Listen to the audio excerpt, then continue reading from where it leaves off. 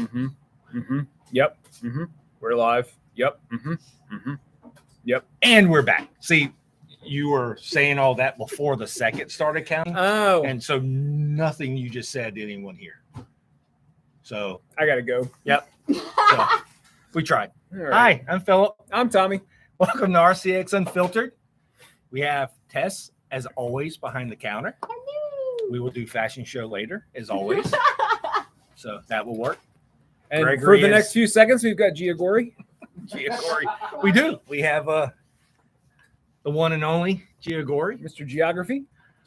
I'm a famous TikToker now. He does TikTok, you don't stop. I've seen it. Yeah, he's a famous something or another. That's Tess has made me a superstar. Yes. anyway. I'm sorry, Tess, what did you say? Yes. Yas? You forgot the second word in that. Quinn. Queen. Bye, everybody. Bye. Bye. I'll see you tomorrow. So we'll talk about some books tonight. Mhm. We'll talk about some wrestling. Ooh. We'll talk about some new cards. What if cards What if? from those upper deckers people. And we may even talk about a Transformer book. Because we probably need to talk about the Transformers book. It is more than meets the eye. Because it is rather entertaining. So good. So we will talk about that. Yep. And then I think Tess is going to talk about something. We have no idea. I think she's going to teach us how to make chicken. I'm mega depressed. Like we were talking about earlier, I don't know how to make it. I clearly missed something. There was a lot of decent conversations today while you were not here. You were asleep. Well, technically you were here, but you I were was not here-ish. It's been a long day. All right. Let's go into some books. Let's talk about some books. Where you want to go? Hang on. Where you want to go? Let's go Blue Beetle. A Blue Beetle Blue Beetle. on Abbey Road. We have Blue Beetle #1. Mm-hmm. They didn't do any Spanish editions this time, did they? In as our friends south of the border would say, no. They probably did south of the border, though. They probably did. Maybe, I don't know. I have no I idea. don't know. Anyway, Blue Beetle #1. See, #1. Yep. With a beetle. Got a beetle. So there. I did not read the last miniseries, which left me a little confused as to who some of the characters were at the beginning of this, but they did a good job of introducing people. It's first appearance of a new Beetle character who seems evil based on how he treats Ted. Poor Ted. Huh. Ted's actually in here. Oh yeah, Hey, look. yeah. Ted's basically Jaime's like mentor. Well, I mean, that would make sense. Yeah. There's a green beetle. The first page is like a history of Blue Beetles, going back to the beginning. Oh, wow. So you get like a quick refresher of who's who and all that. They more look like Power Rangers. They do. Yes. Yes, they do. I'm waiting for the 3+ Beetle people to combine and form Devastator. I don't know. That would be awesome. That would be awesome. I would probably read this then. But anyway, it was fun. Like Jaime is now the he's been doing it a while. So like the new Beatles come in and they make a big mess and he's just like, oh my God, these kids. And Ted's like, yeah, I know. Now, that's funny, actually. Yeah. That's pretty funny. Jaime's like the leader of the group and he's like, I don't wanna. And Ted's like, no, you're fine. Don't worry about it. You're good. You're good. You have all this experience. And he's like, do I? Anyway, it was a fun, like, action adventure superhero story. I'm excited to read the rest of it. It was just fun. There you go. Bops? You want to go Bops? Sure. We go bots. Bop. Birds of Prey #1. Which we have been excited for since Yes. it was announced. Because it is written by Kelly Thompson. Yes. Which I'm always excited when Kelly Thompson writes something. And it's one of those things where, like, they announced the team and we're like, okay, that's an interesting team. And then it's like, Harley Quinn? Yeah. Really? And then, like, we read the first issue and I was like, oh, Harley Quinn. I get it. Yeah, Yep. makes sense. One of the things that I found very interesting about it was a production thing where the coloring in this book very much feels like a throwback to the 80s. Like the colors are like slightly off center, and it feels like they did that on purpose. It does have Zealot in it. And yeah, Zealot from Wildcats, it's a bizarre team. You got Super Assassin Zealot, you got Big Barda. Like, that's enough to terrify anybody. Well, I think that was the point of this team. Yeah. The whole point of this team when Dinah was putting it together was to terrify people. So it's fun because like the whole thing is Black Canary. It's like, we're putting together a team. Don't tell Barbara. Like, that's the whole book. Don't tell Barbara. You even have what, Cassie? Yeah. So- What Barda keeps calling Cassie Little Bat. Little Bat. Little Bat. It's so cute. So basically, the first issue is all Dinah putting the team together. Yeah. So we don't really find out why until the end. Like the last page, and then Harley's like, "Are you kidding me?" And just like busts out laughing, and I'm like, I have the same So thought. yeah. So actually, it's done really well with her putting the team together. So it looks like the way they're going to set this up. And they've kind of said they were going to do this, but there's definitely going to be a rotating team. Yes, Like, this isn't going to be 100%. This is going to be your mission team. So Like, I can see Dinah being the linchpin, Right. and then building new teams around to deal that. with whatever the next thing is that she has to deal with. Yeah, but it's not going to be this group all the time. Like, everyone in here makes sense. Yep. Like, when you get to the end and you find out what they're doing. Yeah, it's like, you're like, I see. yeah. Which Barda is- may not be strong enough. We might need some more big guns. Which is pretty cool with moving along. So with like Barda, they're actually doing a young adult Barda book Oh, that's really? coming out next year. Because it popped up and Jacqueline was like, so you sent me a picture of the cover because they just released the cover last week. Mhm. And Jacqueline sent it to me. I'm like, okay, like I'm excited for that because sorry, I can't remember who the person is who's writing it, but I was excited. And then Jacqueline goes, I don't know who that is. I'm like, it's Mr. Miracle's.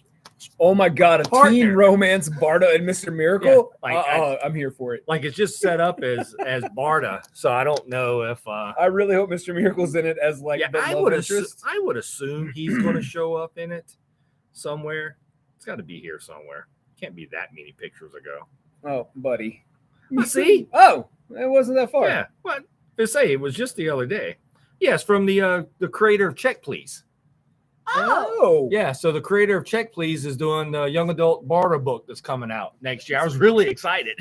Yeah. The art is very Steven Universe. Yeah, so I'm really really excited for this. So like it's kind of on topic because Barda's in there, but I find it interesting that they're doing a Barda book for young adult. Cool. So I'm overly excited Yeah, for that. that sounds awesome. 'cause It's going to be good. Mhm. All right, next. Yeah, I'll do Moon Knight. Do Moon Knight. I have not read Moon Knight. So the reason I'm talking about Moon Knight or Moon Knigget, this is Moon Knight number 27. This is the beginning of the end of Moon Knight. So Moon Knight gonna die. Well, this Moon Knight's gonna die. I don't know what's gonna happen to this Moon Knight. And I'm do you sure. need to change the name of your car? I'm sure Mark will get better. Yeah, that might be. Yeah, I don't need it dying. So, but Mark, I don't think is going to fare well at the end of this. But we have a left hand and a right hand of Khonshu. So, and Khonshu's in prison. So, since he's in prison by the gods, they can't really keep doing the whole reincarnation thing for the Moon Knight. I did read enough of it to know that like if Moon Knight dies again, he dead. Yeah. So that's kind of where this is going. So Khonshu's kind of holding that over him, like, hey, y'all should really probably come save me so y'all don't die. And Mark's like, yeah, I don't even care at this point. He's like, I'll just die. I'll just no big die. Deal. Yeah. No big deal. So it's leading up. So this is kind of the beginning of, I think the last issue was kind of a filler issue. And then this is kind of the beginning. So I think it goes up to 30. Is this the story arc or is the next story arc titled Death of Moon Knight? Yeah, I think it kind of starts here. And Yeah, it leads up. I read that in the solicits and I was like, Yeah. oh, okay. Yep. So that's where this begins. That's the reason I'm bringing it. I read Moon Knight. I enjoy Moon Knight. This series has been it's been a lot of fun. And so for me, fun. Moon Knight feels like crazier Batman, which is a nice segue. It is. It is a nice segue. He is kind of crazier Batman, except for he doesn't think so much of himself in that sense. Yeah, yeah. I mean, he thinks a lot of himself. Let's not get me wrong. I will say that Mark Spector has never built a new personality to take over in case his mind gets taken over and then talks to it in the mirror, because he's not in any way No, crazy. no, not at all. No. So last week we had the Bat Cat Mhm. Gotham War #1, and now we have Batman #137, which is Gotham War Part 2. So at the end of the Gotham War #1, I was like, oh, I see. Batman's the villain of this story, and they double down. Yes, Batman is the villain Batman. of this story. Batman is the villain of this story. Yes. Yeah. Yeah, there's some actually really good scenes Like we've in here. had several big story arcs where Batman went through some pretty serious trauma. Yeah. The last of which his hand got cut off and now he's got a robot hand. And he's just like, no, it's fine. Which he didn't tell anyone. He's like, so yeah, he they just didn't found tell out. anybody. And he's like, no, don't worry about it. And so like this issue, Damian finds out, and Damian's like, oh, that's a cool hand, man. I would like a hand like that. Yeah. And Bruce is like, no. So as we talked about last week, the Bruce was asleep for 8 weeks. Yeah. Because of night terrors. Mhm. Because he got the night terrors, night sweats. Well, bunch of stuff. he was basically like taken over by Deadman for a while, and the MacGuffin is for a week or two. like because of how long his body was inhabited by Deadman, like it needed to sleep. Like he wasn't in a coma; he was literally just asleep, Literally just asleep. which I thought was an interesting like distinction. He's not in a coma; he's just sleepy. Well, and once again, I'm the person who always goes, it's a comic. So he was asleep for 8 weeks. He immediately wakes up, puts on a bat suit, and swings out the window. And I'm like, that seems like a bad idea. Yeah, like I feel like maybe your muscles might be a little atrophied. It's Well, fine. yeah, it's Don't worry fine. about it. Don't worry about it. Yeah, it's fine. Like He's got bat muscles. like It's you no might big want a deal. cheeseburger, right? You've been asleep for 8 weeks. You may want to go eat a cheeseburger. Well, first, maybe but in between the panels, he swung through a drive-through. maybe I don't know. They didn't really make it seem that way, but sure. Yeah, he's super cranky. Yeah. And, So like, so he's the villain, but once again, this is, I think at the end of the day, what they're trying to tell is what is Batman without crime? Like if Bruce can't be Batman, what is Bruce? yeah. Is what they're kind of So getting at. in the 8 weeks he's been asleep, Catwoman has basically taken all of the henchmen that everyone uses, and she pulls them in, and she's like, "Look, I'm going to teach you guys how to be cat burglars. We're not going to assault anybody. We're not going to get into fights. You're just going to learn how No to killing. steal from rich people. No killing, no anything. Yeah, no killing, no fighting. No fighting. Like right? no, you're not going to engage anyone. You're just going to be cat burglars. You're going to steal from rich people. Yeah. And, Teach you how to be Robin Hood. and the part of this where I was like, oh no, Bruce, no, And that was in the last issue. which was in the one last week. We was like, my parents were rich, and we're like, oh buddy, that is the wrong hill to die on. Yeah. Read the room, Bruce. yeah, Read the room. yeah. That wasn't- Everybody was like, what? But yeah, he could have gotten a shower. Like he didn't even get a shower, right? Like he's been asleep 8 weeks, he didn't do nothing. Yeah, Like they could have shown him with a cheeseburger. They had to show him like putting on the suit and flying out the window. Like, come on. yeah. Like I get it's a comic, but literally the way the panels flowed, just forget about it. Yeah, and then this one, like the whole Bat family shows up and they're like, Bruce, maybe you take it down a notch. And he's like, actually, punch, kick. And they're like, buddy, no. Yeah, Yeah. it's not a good look for Bruce. And Tim is my favorite Bat family character. And Tim's whole thing is like, I need to see the data. I need to look at all of the data to give you a full opinion. Right. But it looks like the 75% reduction in violent crimes in Gotham while you've been asleep are a positive. And Bruce is like, no. That was actually one of my favorite lines in this issue of Bat 137 is when all the Bat family was talking and Stephanie was like, I swung by. I saw one of the guys robbing something, and I just looked the other way. That feels creepy, but at the same time, Yeah. there's no violent crime in Gotham anymore. It's like, you Yep. know, you let somebody steal $1,000 from a billionaire to have no violent crime? Rachel says there is no synopsis like a Tommy synopsis. I think that should. Thank you, Rachel. Yeah. Like, what are you going to do? Rachel's been hearing my synopsises of stories since we were in high school. And Oh no, poor yeah, thing. yeah. Yeah. It's been a long time. It's been a long time. Well, that's the Bat family. Yep. No, the Spider fan.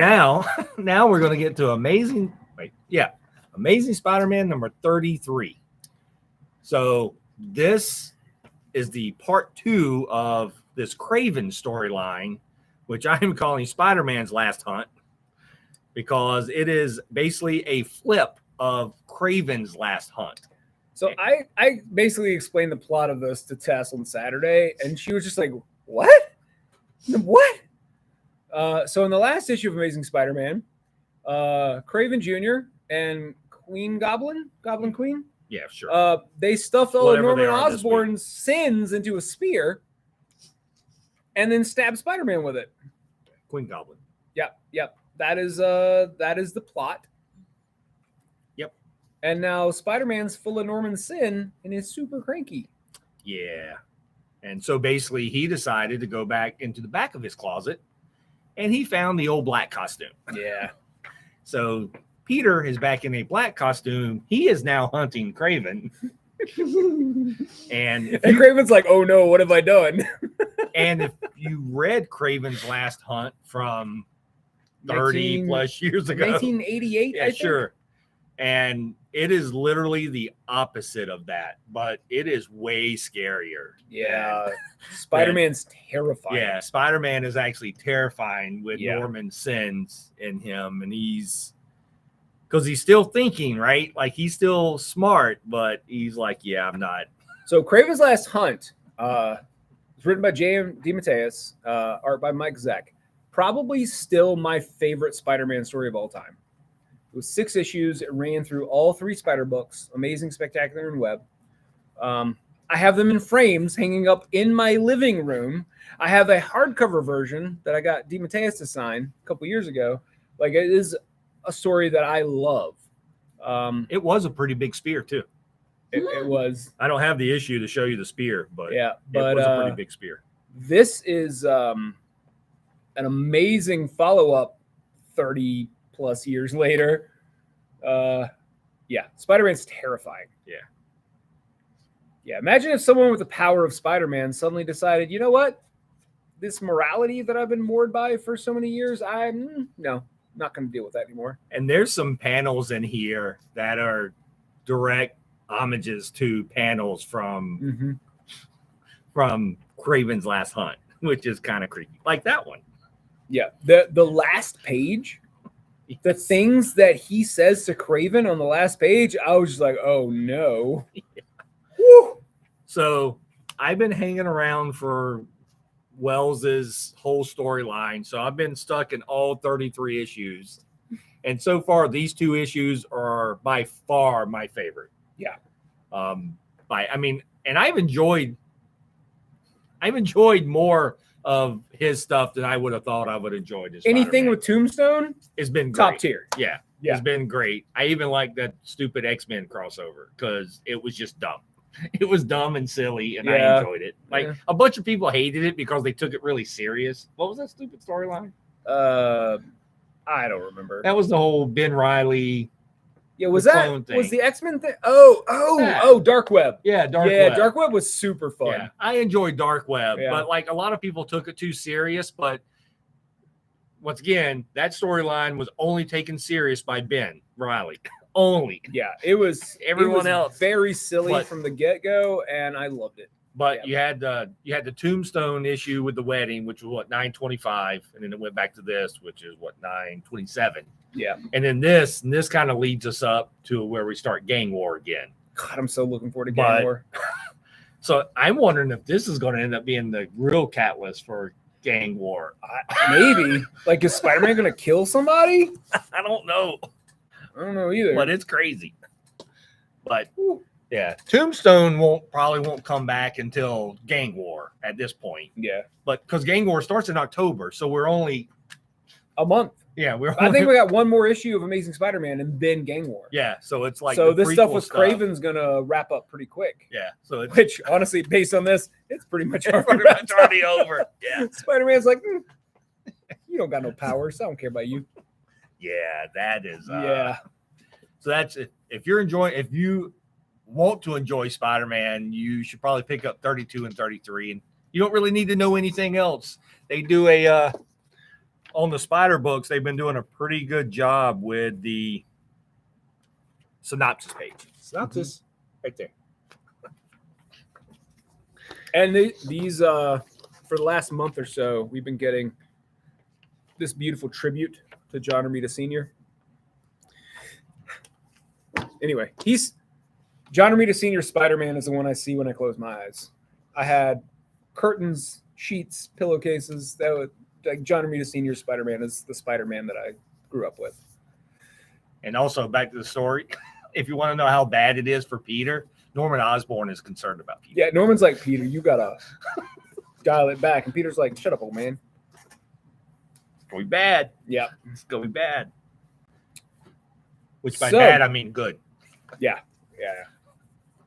Next is the final installment of Tom Taylor's Deceased trilogy. Trilogy.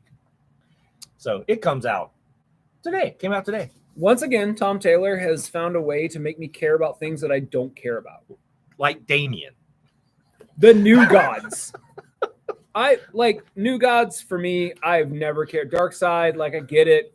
Superman, he and Superman punch each other. It's fine. It's whatever. Yeah.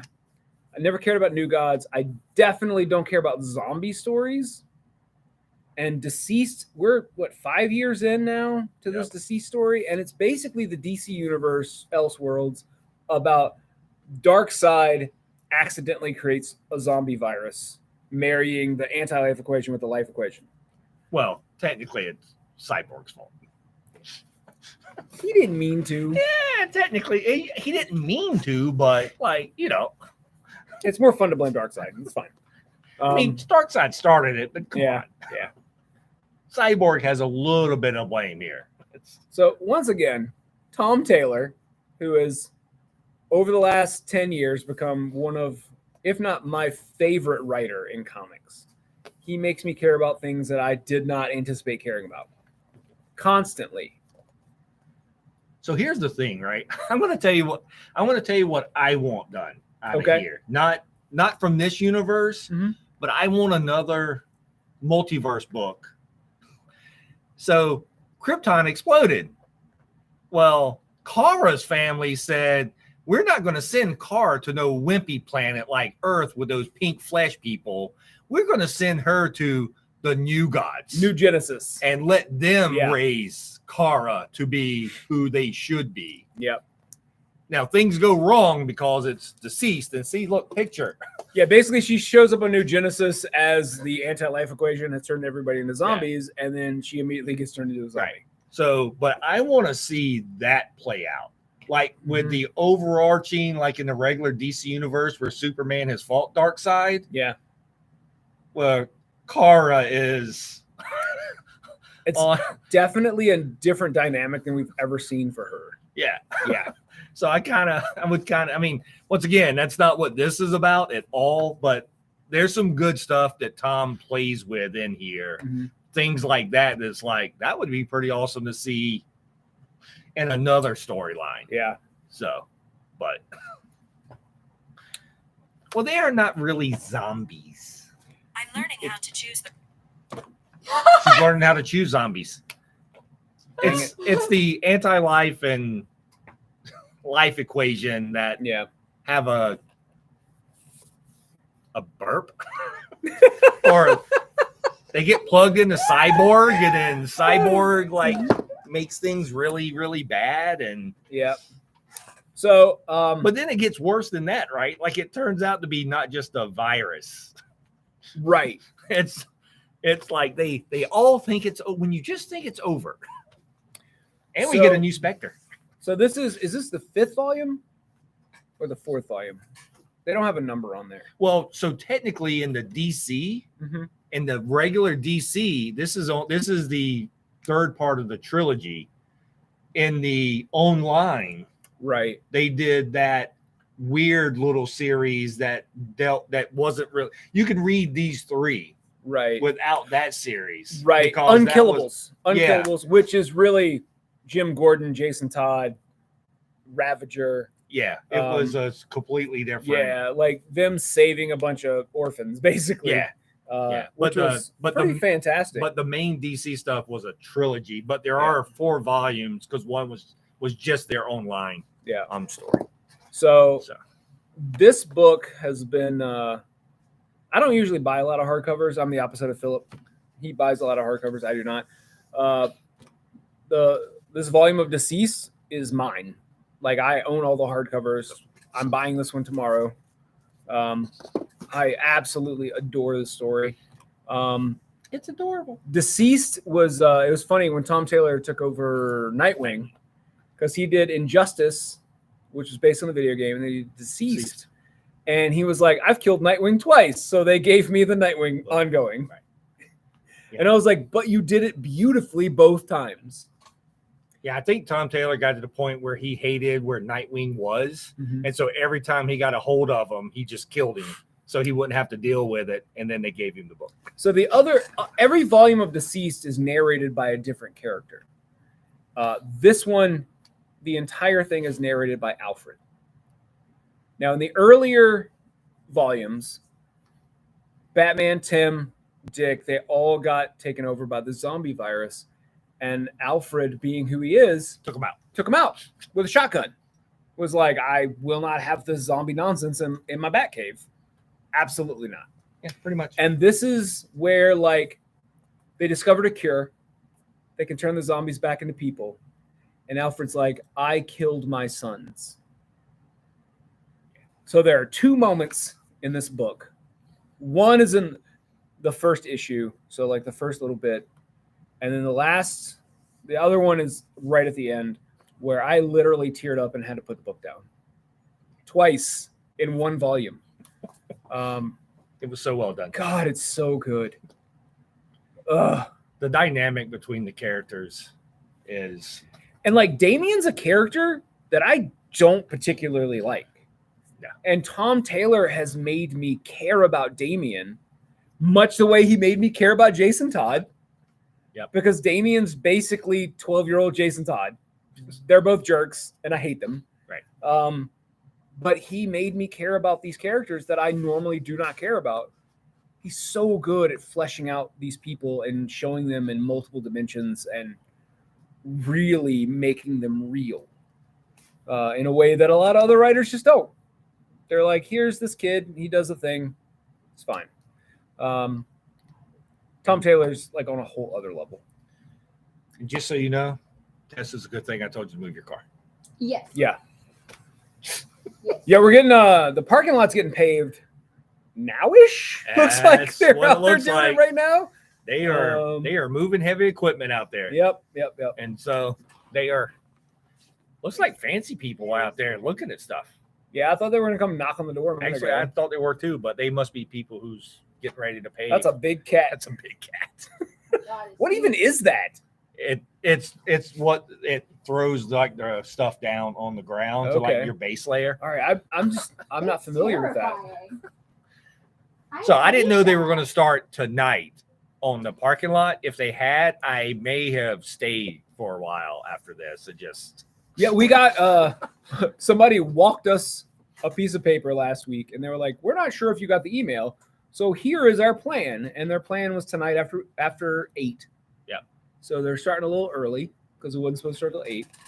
They're going to start paving the parking lot, and they're doing it in phases. Now, I remember the last time they paved the parking lot, yeah, we'll see. which was 15 plus years ago. Oh, It yeah, was at a least. long time ago. At least We did not get a heads up for that one. no. They just They paved just it. came in one night, and the next morning it was paved. Yeah, the next morning I was like, I can't drive through the parking lot. Yeah. How do I get to the shop? But what was really funny on that is it's going to be like that way here too, right? Last time they didn't tell anyone, so there was all these cars in the parking lot where they were paved around. Yeah.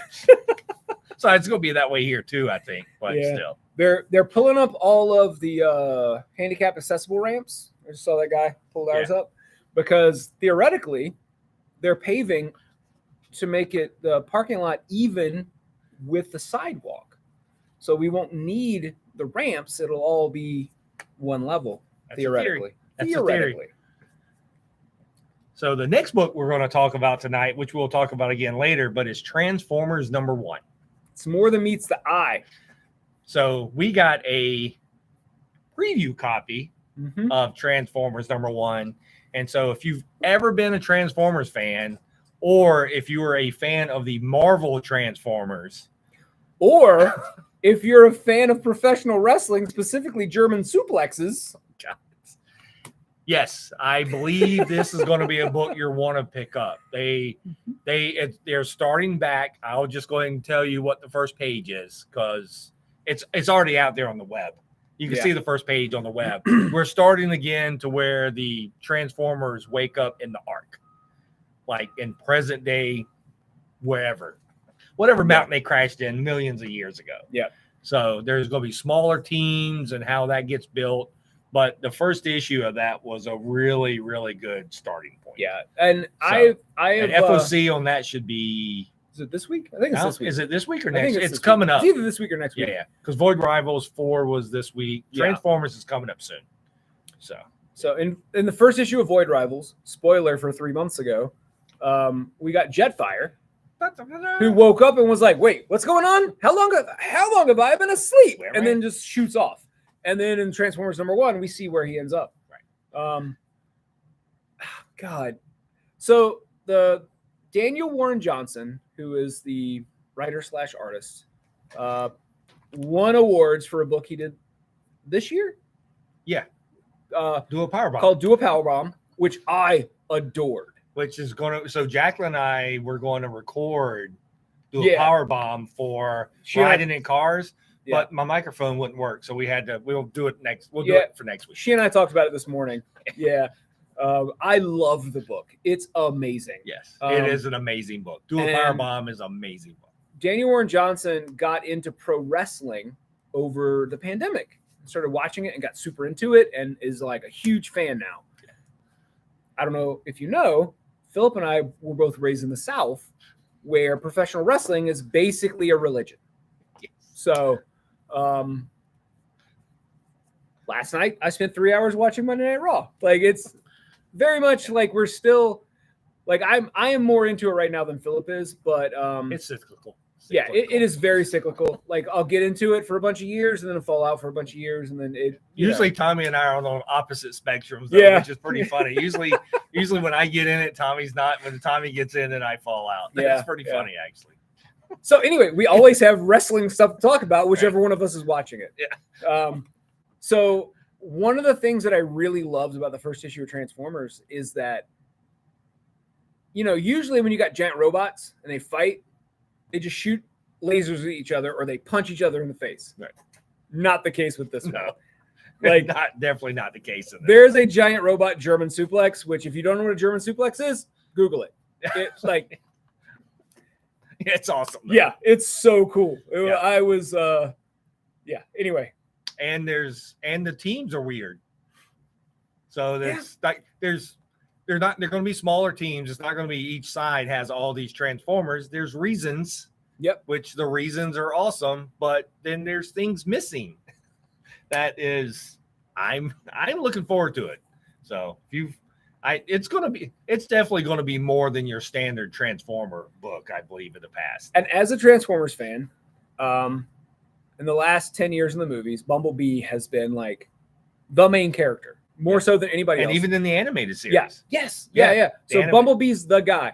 So when they pitched this book, the guys at Hasbro were like, can we just not have Bumblebee be the main character? And they were like, we got you. So Yep. if you're a Bumblebee fan, the first issue might be upsetting. Maybe.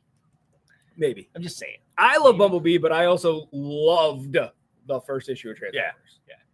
Now it's going to be hard for them to recreate the magic from. There was a 10-year run in IDW of Transformers. It started with Last Stand of the Wreckers miniseries, Right.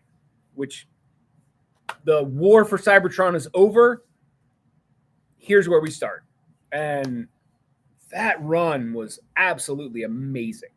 Yeah. This is not going to be anywhere. This is the beginning of Yeah, the Earth War. Yes, we are. They're very much creating a whole new canon. Like this is very different than anything we've ever seen before. But I think the interesting part of this, though, is G.I. Joe is going to tie directly into this also. Yes, Like it's all going to be tied in together. And there they go. The paving has begun. Wow. So anyway, so look out for that. I would definitely. I think it's going to relate way more than just Transformer fans. yes, Like I agree. if you're a Transformer fan, you're probably going to really enjoy it, but you don't really have to be, because I think some of the human elements is going to get tough though. yeah, Like that was hard. There was hard stuff already in this Yeah. book, but I think that's kind of what he does. and honestly, like, sorry, the weakest part of Transformers historically have been the humans. It's in the humans, yeah. It just is. Yeah, I don't think that's going to be the case here. I don't either. I think that they're giving us some very layered, very interesting human characters who their names will be familiar to you if you were a fan from the 80s. Yeah. But anyway, I'm all in on this new Transformers. So am I. So watch for that on FOC. It's coming up in the next few weeks. Yeah, it's soon. I just wanted to talk about it because we actually got a preview of the whole issue 1. So yeah, that was well done. yeah, it's so good. And then the next thing is we started putting together we've already been putting together, but the fall festival. Yes. So we have an event on Facebook that's been put out there, and we're adding new people. So we got some new people added. We're not going through that list. We'll go through the list later. Yeah, I figured But- next week we'll start Yeah. really hyping it. So, but we started putting the event out there. So you can go out there and look and see who we're adding every week. We got a lot of our regulars back. We've got some other local authors coming back in from, I think, Charlottesville. Yeah, we've got more authors and more craft people than we've ever had before. Yep. So And a couple of our regulars couldn't make it because of other events. stuff that was going on.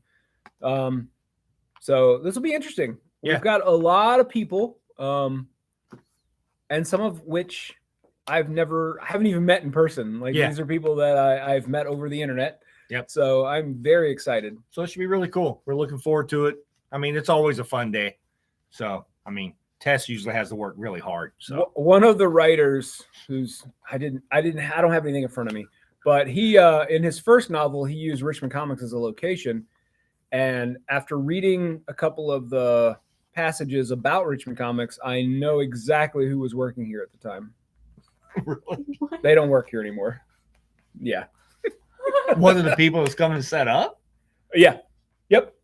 Yep. He his second novel is either about to come out or just came out. Right. And his first novel, Phoebe went ahead and downloaded it, and she sent me some screenshots of the passages about like he's one of the character. He's like a teenage vampire hunter kind of dude, Mhm. but like he was a subscriber here, and like when he came in, the description of the person that worked here, I'm like, oh, I know who that was.